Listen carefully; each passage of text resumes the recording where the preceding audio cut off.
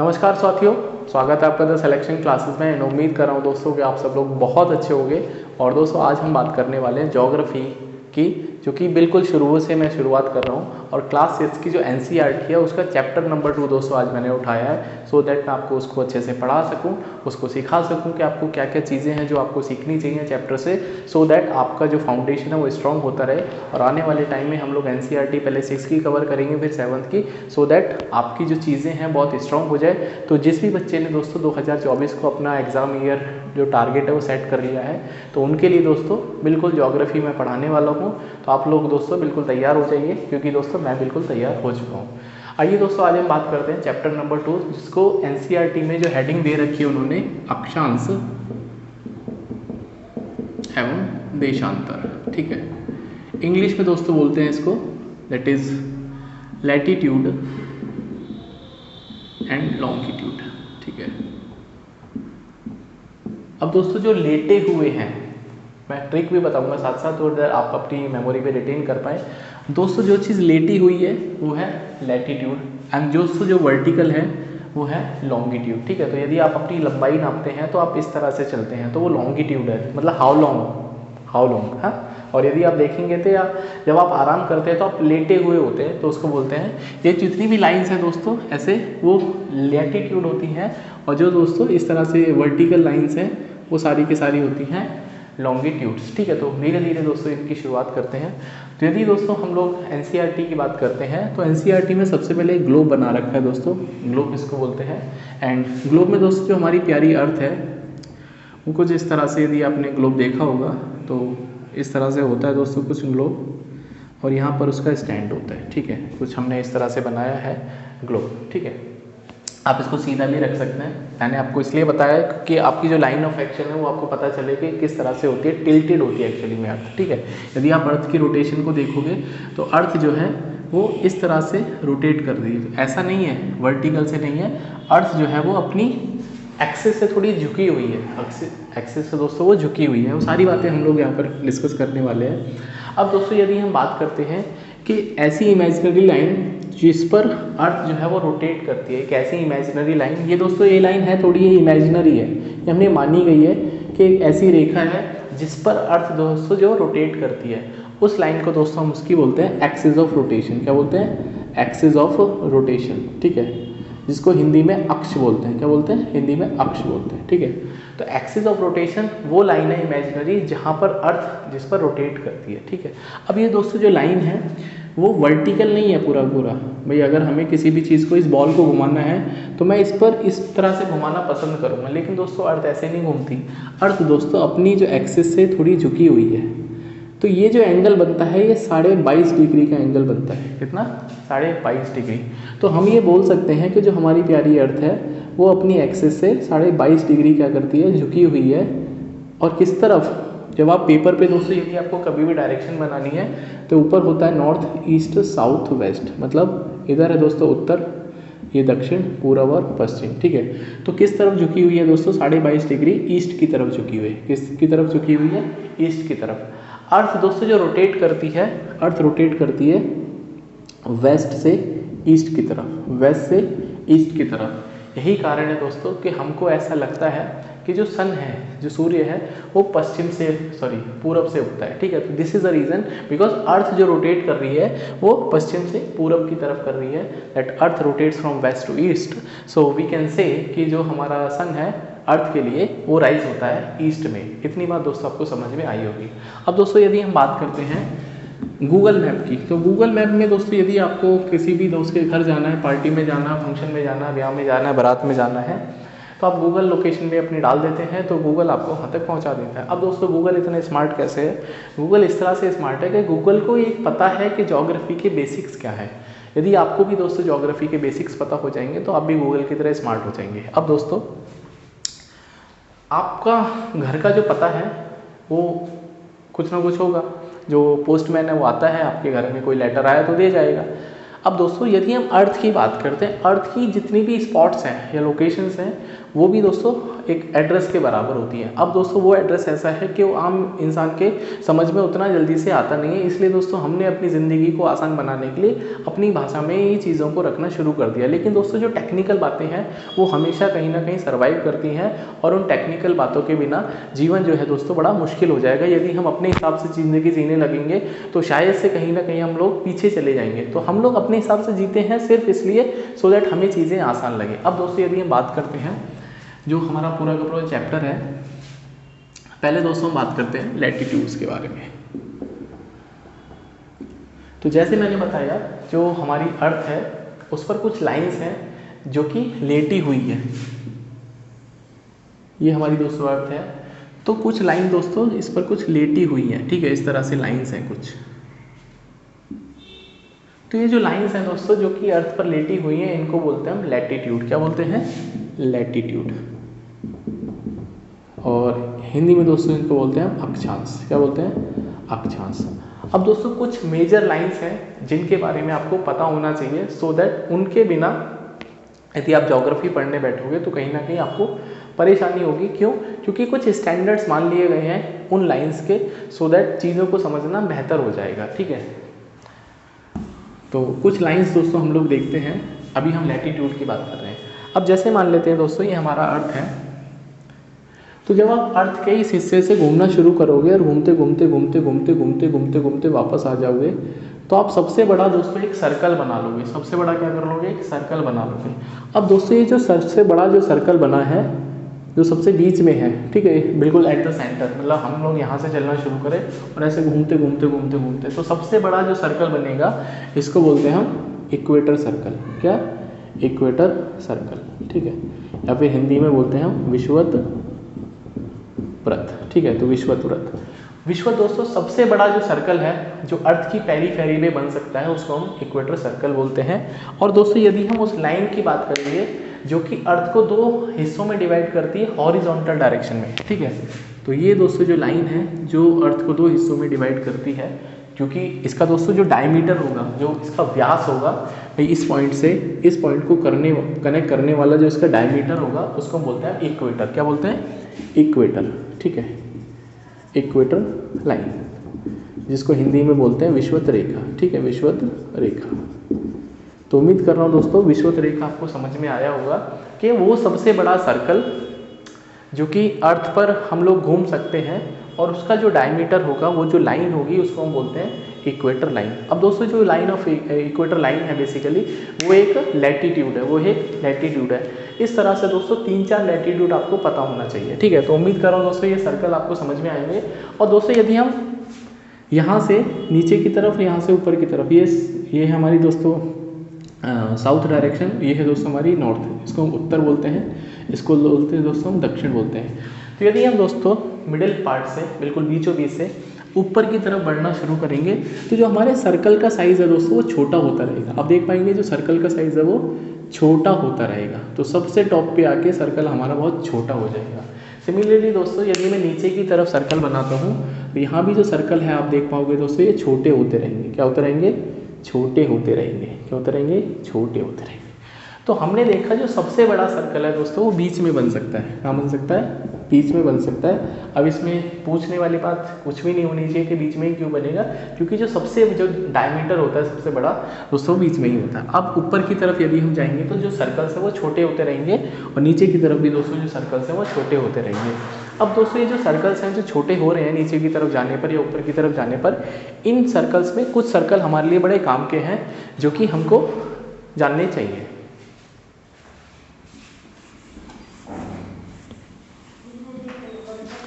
तो कौन कौन से सर्कल्स हैं दोस्तों जो हमको जानने चाहिए? सबसे पहले दोस्तों यदि मान लेते हैं हमारा अर्थ है, इसमें दोस्तों मैंने सबसे पहले आपको बताया ये तो हो गया दोस्तों आपका इक्वेटर। क्या हो गया? Equator circle. क्या हो गया? Equator circle. एक दोस्तों एक और सर्कल है जो इसके ऊपर की तरफ चलेगा। भाई ऊपर आपको ध्यान रखना है, ये हमारे पास नॉर्थ है, ये दोस्तों हमारे पास साउथ है।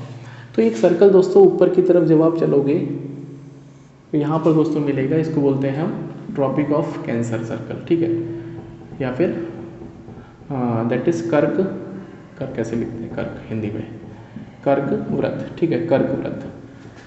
और ये दोस्तों जो कर्क वृत्त है नॉर्थ की तरफ पड़ेगा, उत्तर की तरफ। यदि दोस्तों इतनी ही दूरी पर, ये दोस्तों कितनी दूरी पर है, तो यदि हम दूरी नापना शुरू करते हैं दोस्तों, अब दोस्तों जब हम दूरी नापेंगे तो यहाँ पे दोस्तों हम डिग्रीज में नापते हैं। किसमें नापते हैं? डिग्रीज में। तो ये दोस्तों 0 डिग्री हमने मान लिया, हाँ 0 डिग्री। अब दोस्तों यदि हम ऊपर की तरफ जाएंगे तो हमको ऊपर की तरफ ये 90 डिग्री मिलेगा। क्या मिलेगा? 90 डिग्री। तो ये 90 डिग्री नॉर्थ है। एंड सिमिलरली दोस्तों यहाँ पर आपको साउथ पोल जिसको बोलते हैं आप, हाँ साउथ पोल और ये नॉर्थ पोल, ये दोस्तों 90 डिग्री साउथ मिलेगा। क्या मिलेगा? 90 डिग्री साउथ। अब दोस्तों मैंने बताया कि जैसे जैसे हम ऊपर की तरफ जाएंगे सर्कल का साइज छोटा होता रहेगा। तो यहाँ पर दोस्तों आपको सिंपल एक बिंदु मिलेगा। क्या मिलेगा? बिंदु। और यहाँ भी दोस्तों आपको क्या मिलेगा? सिर्फ एक बिंदु मिलेगा। ठीक है, बिंदु, बिंदु। ठीक है। अब दोस्तों ये वाला जो वैल्यू है भाई, 0 आपने शुरू करा 90 पे पहुंच गए, इसका मतलब ऊपर की तरफ चीज़ें बढ़ रही हैं और नीचे की तरफ भी जाने पर दोस्तों चीज़ें बढ़ रही हैं, क्योंकि 0 से 90 पहुंच रहे हैं। ये दोस्तों जो सर्कल बनेगा ये 23.5 डिग्री, 23.5 डिग्री दोस्तों बनेगा। हाँ क्या बनेगा? ये 23.5 डिग्री नॉर्थ बनेगा। क्या बनेगा?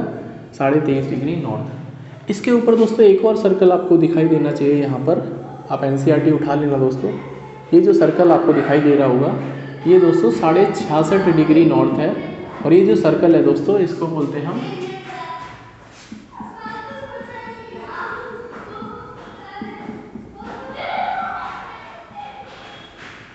Arctic circle. ठीक है, आर्कटिक, मैं इंग्लिश में लिख देता हूँ, आर्कटिक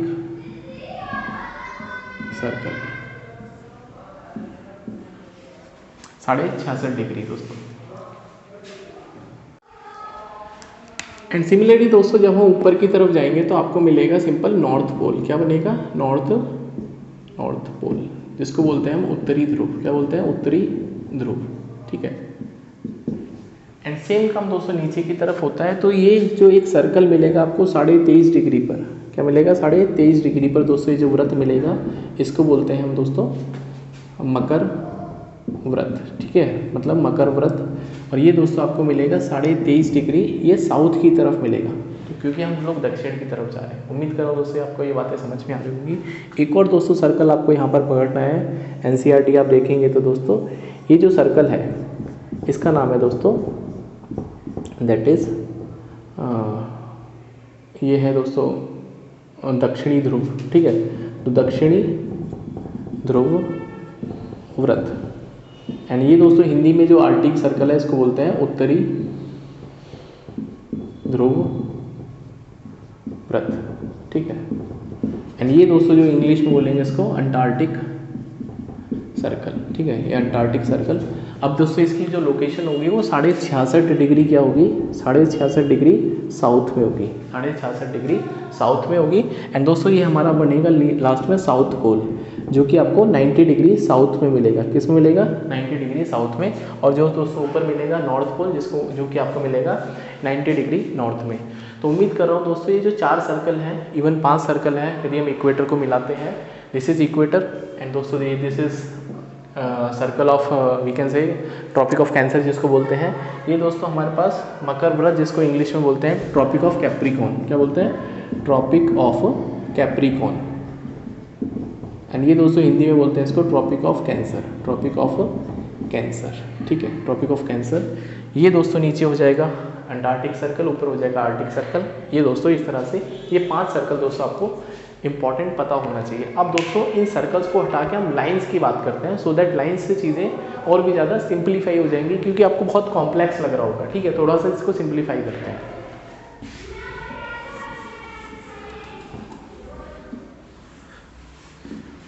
तो चलिए दोस्तों यदि हम बात करते हैं, काली कलम उठाते हैं।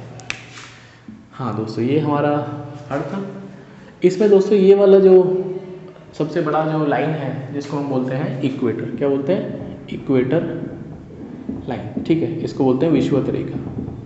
विषुवत रेखा। इसके ऊपर दोस्तों एक और लाइन आपको बनानी है, ये 23.5 डिग्री की नॉर्थ की तरफ। ये है दोस्तों ट्रॉपिक ऑफ कैंसर। क्या? ट्रॉपिक ऑफ कैंसर, जिसको हिंदी में बोलते हैं कर्क रेखा। क्या बोलते हैं? कर्क रेखा।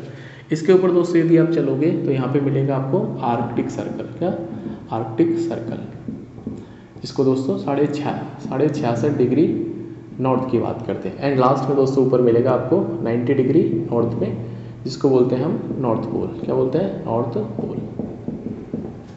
ठीक है। सिमिलरली दोस्तों यदि हम नीचे की तरफ बनाते हैं तो सबसे पहले दोस्तों मुझे मिलेगा 23.5 डिग्री साउथ में, that is Tropic of Capricorn, Tropic of Capricorn. And दोस्तों यदि हम और नीचे इसके तरफ आएंगे तो एक जो सर्कल आपको ये मिल रहा है, ये 66.5 डिग्री दोस्तों साउथ की तरफ मिलेगा, इसको बोलते हैं अंटार्कटिक सर्कल। क्या? Antarctic circle. एंड दोस्तों यहाँ पर जो लास्ट में आपको मिलेगा, ये दोस्तों आपको मिलेगा 90 डिग्री साउथ, जिसको हम बोलते हैं साउथ पोल या दक्षिणी ध्रुव। ठीक है, तो ये पांचों के पांचों सर्कल दोस्तों हमेशा आपको याद होना चाहिए। चाय में जैसे आप चीनी घोलते हैं, उसी तरह से अपनी मेमोरी में इसको घोल लीजिए और आपको ये पता होना चाहिए। आपको ये सर्कल थोड़े से देखने में सर्कल जैसे, लाइन जैसे नहीं लग रहे होंगे, बट बिलीव मी मैंने वही सोच के बनाया था। अब दोस्तों ये जो हमारे अर्थ हैं, इनसे हमने अर्थ को कुछ पार्ट में डिवाइड कर दिया। अब दोस्तों ये वाला जो पार्ट है बीच वाला, यहाँ पर दोस्तों क्या होता है, जो सूरज है वो अपनी प्रचंड एकदम गर्मी दोस्तों यहाँ पर दिखाता है। और साल में दोस्तों 2 बार ऐसा होता है, साल में 2 बार ऐसा होता है जो अर्थ है, जो सन है, वो बिल्कुल इस पे खोपड़िया पे आ जाता है, बिल्कुल आपके हेड पे आ जाएगा, जिसको ओवर हेड बोलते हैं। ठीक है, तो साल में दोस्तों 2 बार, साल में 2 बार जो सन है दोस्तों, जो सूरज है, जो सन है, वो ओवरहेड आ जाता है। क्या हो जाता है? बिल्कुल सर के ऊपर आ जाता है। तो यहाँ पर दोस्तों भीषण गर्मी आपको देखने को मिलेगी। तो यही दोस्तों जो जोन मैंने बना दिया है, जो कि इक्वेटर से लेके यहाँ से भाई ट्रॉपिक ऑफ कैंसर से लेके कैप्रिकॉर्न तक है, इसको दोस्तों हम बोलते हैं, इंग्लिश में यदि मैं बात करूँ तो क्या बोलते हैं इसको?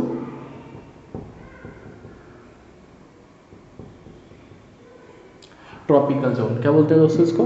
Tropical zone. ठीक है, और हिंदी में यदि हम बात करेंगे तो उष्ण कटिबंध। ठीक है, उष्ण कटिबंध। अब दोस्तों उष्ण कटिबंध में मतलब गर्मी बहुत रहेगी, उष्ण का मतलब ऊष्मा से आप समझ सकते हैं, गर्मी बहुत रहेगी। अब दोस्तों इसके ऊपर आपको एक और जगह मिलेगी जहाँ पे आपने इसको और डिवाइड कर दिया है। ये दोस्तों हमारा होता है टेम्परेट जोन, इंग्लिश में बोलते हैं इसको टेम्परेट जोन। ठीक है, क्या बोलते हैं? Temperate zone. और हिंदी में दोस्तों इसको बोलते हैं शीतोष्ण। क्या? शीतोष्ण कटिबंध, शीतोष्ण कटिबंध। अब दोस्तों ये जो लास्ट में बचेगा, जहाँ पर सन रेज ऑलमोस्ट 0 के बराबर पहुँचती है, यहाँ पे दोस्तों जो बीच वाला हिस्सा है, जो सूरज है, वो 2 बार इस पे आता है, ओवरहेड आता है। यहाँ पे दोस्तों इस वाले रीजन में और इस वाले रीजन में, ये जो नीचे वाला रीजन बनेगा, जो कि 23.5 डिग्री साउथ से लेके 66 डिग्री साउथ है, इसको दोस्तों बोलते हैं, इसको भी टेम्परेट जोन बोलेंगे। क्या बोलेंगे? Temperate zone. बस ये फ़र्क हो जाएगा, वो नॉर्थ है, ये साउथ है। ठीक है, यहाँ पर दोस्तों जो मैं ग्रीन कर रहा हूँ, ठीक है, सन जो है, सन कभी ओवरहेड नहीं आता। ठीक है, मतलब सन जो है वो ओवरहेड कभी नहीं आएगा, और जिससे दोस्तों यहाँ पर जो सन की जो रेस है वो तिरछी पड़ती है। सन की जो रेस है, जो किरणें हैं वो तिरछी पड़ती है, जिससे दोस्तों क्या होता है कि यहाँ पर उतनी गर्मी नहीं पड़ती है और थोड़ी सी सर्दी दोस्तों शुरू हो जाती है। तो यदि हम अर्थ के ऊपर की तरफ जाते रहेंगे तो सर्दियाँ दोस्तों शुरू हो जाएंगी। तो आपने देखा होगा जो हमारे रशिया वगैरह कंट्रीज़ हैं, वो सब ऊपर की तरफ है, इसलिए वहाँ पर ठंड दोस्तों ज़्यादा पड़ती है। और यदि दोस्तों हम और ऊपर चले जाएंगे तो नॉर्थ पोल की तरफ चले जाएंगे तो बिल्कुल कोकड़ी जैसे जम जाते हैं, वहाँ पर दोस्तों बहुत ठंड होती है। इसको दोस्तों बोलते हैं फ्रिजिड जोन। क्या बोलते हैं? Frigid zone. हिंदी में दोस्तों उसको बोलते हैं शीत कटिबंध, शीत कटिबंध। ठीक है, तो उम्मीद कर रहा हूँ दोस्तों ये बातें आपको समझ में आ गई होंगी। और नीचे वाला भी दोस्तों क्या बनेगा? Frigid zone. फ्रिजिड मतलब एकदम दोस्तों वहाँ पर गर्मी मतलब का एहसास नहीं, बिल्कुल सर्दी सर्दी रहेगी। फ्रिजिड जोन, और आई थिंक फ्रिजिड में जी लगा देता हूँ, आप देख लेना दोस्तों फ्रिजिड। ठीक है, फ्रिजिड में फ्रिजिड जोन, इसको दोस्तों हिंदी में बोलते हैं शीत कटिबंध।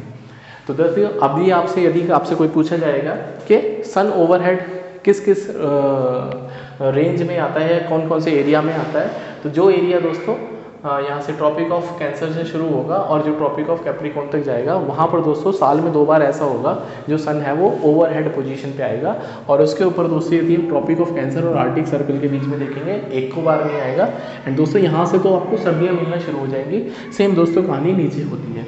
तो उम्मीद करता हूँ दोस्तों ये जो इक्वेटर वाली बातें हैं, जो हमारे लैटिट्यूड्स हैं, ये आपको बहुत अच्छे से समझ में आए होंगे। ठीक है, आप इसका डायग्राम यदि बनाना चाहते हैं तो बना सकते हैं दोस्तों।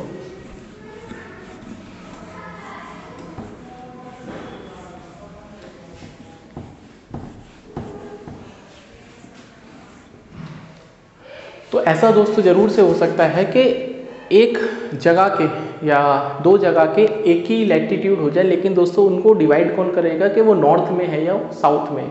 जैसे एनसीईआरटी में दोस्तों दे रखा है कि महाराष्ट्र का जो चंद्रपुर एक जगह है वो 20 डिग्री नॉर्थ में पड़ेगा, और ब्राज़ील में दोस्तों एक और जगह है जिसको हम बोलते हैं ब्राज़ील में, क्या नाम था, बेलो हॉरिजॉन्टे। ठीक है, तो बेलो हॉरिजॉन्टे वो दोस्तों 20 डिग्री साउथ में पड़ेगा। तो 20 डिग्री नॉर्थ और साउथ उन चीज़ों को डिवाइड करेगा। उम्मीद कर रहा हूँ दोस्तों ये बात आपको समझ में आई होगी।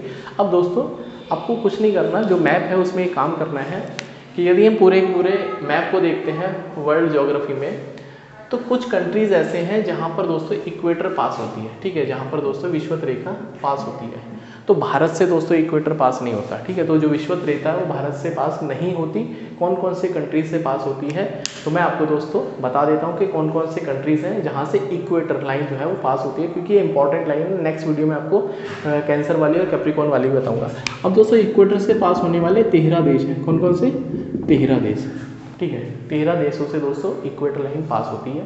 कौन कौन से? Ecuador, Colombia, Brazil, Ecuador, Colombia, Brazil. And next दोस्तों एक है साओ टोमे। ठीक है, एंड फिर दोस्तों गैबोन, हो गया। एंड उसके बाद दोस्तों यदि हम बात करेंगे कॉन्गो हो जाएगा, गैबोन के बाद कॉन्गो हो जाएगा। एंड उसके बाद दोस्तों DRC, that is dominion Republic या डेमोक्रेटिक रिपब्लिक ऑफ कॉन्गो जिसको बोलते हैं। आपको कुछ नहीं करना दोस्तों, इनकी सारी की सारी कैपिटल मुझे बतानी है कि कहाँ पे सिचुएटेड है। DRC हो गया। अब दोस्तों DRC के बाद आएगा एंड युगांडा। क्या आएगा? युगांडा। ठीक है, युगांडा हो गया दोस्तों। युगांडा के बाद आएगा दोस्तों 3 3 6 7 8। युगांडा के बाद आएगा दोस्तों कीनिया। क्या आएगा? कीनिया। युगांडा के बाद दोस्तों आएगा कीनिया। कीनिया के बाद दोस्तों आएगा यहाँ पर सोमालिया। क्या आएगा? सोमालिया। ठीक है, सोमालिया। ये दोस्तों सोमालिया जो है वो अफ्रीका में पड़ेगा, कीनिया भी अफ्रीका में। ये जितने भी दोस्तों जो मैंने कंट्री बताई है, ये गैबोन वगैरह से शुरू हो जाती हैं, ये अफ्रीकन कंट्रीज़ हैं। ठीक है, ये दोस्तों अफ्रीकन कंट्रीज़ हैं, और ये दोस्तों जो कंट्रीज़ हैं वो साउथ अमेरिकन कंट्रीज़ हैं। ठीक है, तो 1 2 3 4 5 6 7 8 9 10। ठीक है, 10 कंट्रीज़ हो गई दोस्तों। उसका 3 और बची हैं। एक दोस्तों आएगा मालदीव्स के बाद वो आएगा दोस्तों इंडोनेशिया, एंड लास्ट में दोस्तों आएगा किरिबाती। ठीक है, किरिबाती। तो ये दोस्तों 13 देश हैं जो कि जहाँ से इक्वेटर लाइन जो है वो पास होती है। तो कौन कौन से देश हैं? Ecuador, Colombia, Brazil, Sao Tome, Gabon, Congo, DRC, Uganda, Kenya, Somalia, Maldives, Indonesia और किरिबाती। उम्मीद कर रहा हूँ दोस्तों इतनी सारी बातें आपको समझ में आई होंगी। तो यदि हम इसको एक ट्रिक की फॉर्म में समझेंगे तो ECBS। ठीक है, तो ECBS एंड उसके बाद बात है दोस्तों GC and DUKS, ducks, and दोस्तों माइक। तो ये दोस्तों 4 2 6 4 10 3 13। ठीक है, तो आप कोई भी दोस्तों ट्रिक बना लेना। जैसे यहाँ पे मुझे डक दिख रहा है, यहाँ पे माइक दिख रहा है। अब डक के हाथ में माइक पकड़ा दो। एंड दोस्तों एक बस है, EC मतलब एक, BS मतलब बस। एक बस जो कि GC से क्या बन सकता है दोस्तों? है GC से कुछ भी ऐसे बोल सकते हैं दोस्तों। एक बस गाते चिल्लाते हुए, उसमें एक बस में दोस्तों गाते चिल्लाते हुए डक्स हैं जिनके हाथ में दोस्तों माइक है, और डक के हाथ में दोस्तों माइक होगा, तो ऑफ कोर्स वो गाएंगे भी और चिल्लाएंगे भी। तो ये दोस्तों ट्रिक आपको आई थिंक समझ में आ गई होगी। तो EC मतलब एक, BS मतलब बस। एक बस में गाते चिल्लाते, G फॉर गाते, C फॉर चिल्लाते, तो एक बस में गाते चिल्लाते हुए डक्स हैं, क्योंकि उनके हाथ में दोस्तों माइक पकड़ा दिया गया। तो उम्मीद कर रहा हूँ दोस्तों ये जो सेशन है, आज हमने लैटिट्यूड की बात करी। नेक्स्ट क्लास में दोस्तों हम लोग बात करेंगे लॉन्गिट्यूड के बारे में। तो टिल देन दोस्तों अपना ध्यान रखिए, पढ़ते रहिए, खुश रहिए, एंजॉय करिए। मिलते हैं नेक्स्ट वीडियो में। पूरा दोस्तों वीडियो देखना और शेयर भी दोस्तों इसको करा करो, लाइक भी करो। तो see you in the next class. Till then अपना ध्यान रखिए, पढ़ते रहिए, खुश रहिए, बाय।